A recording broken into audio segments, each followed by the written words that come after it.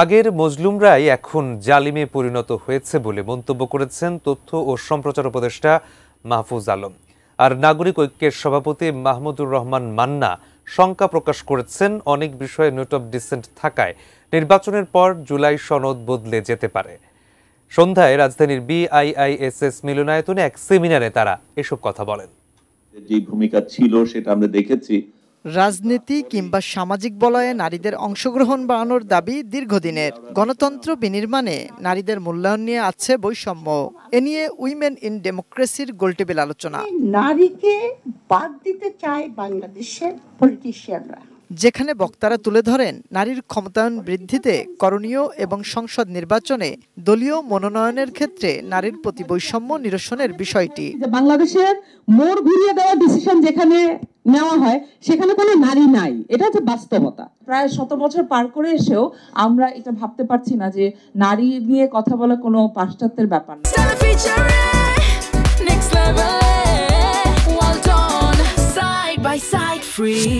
রাজনৈতিক দলের নেতারা জোর দিলেন নারীর ক্ষমতায়নে রাজনৈতিক অংশগ্রহণ বাড়ানোর পাশাপাশি নিরাপত্তা নিশ্চিতের। ডেমোক্রেটাইজেশনের জন্য আমাদের নারীর অংশগ্রহণটা এখানে অপরিহার্য। কিছুটা গণতান্ত্রিক যেসব জায়গায় আমরা একটু বলে থাকি সেখানে ওই অংশগ্রহণের মধ্য দিয়ে কিন্তু এই জিনিসটা ঘটেছে। আগস্ট এবং জুলাইয়ে যে অভ্যুত্থান হয়েছে তার ফলাফল আমাদের কাছে পুরোপুরি আসেনি। এমন হতেই পারে এত জুলাই সনদে যে হুলস্থুলটা করছি, এরপরে যে নির্বাচন হলো, নির্বাচনের পরে যা আসলো তার এটা উল্টে দিল।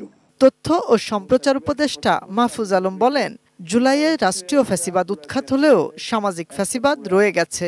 এ কারণে নারীর অধিকার প্রতিষ্ঠা করা কঠিন হয়ে উঠছে। যারা নিজেরাই আগে মজলুম ছিল তারা এখন জালিম সাজতেছে। হোয়াই?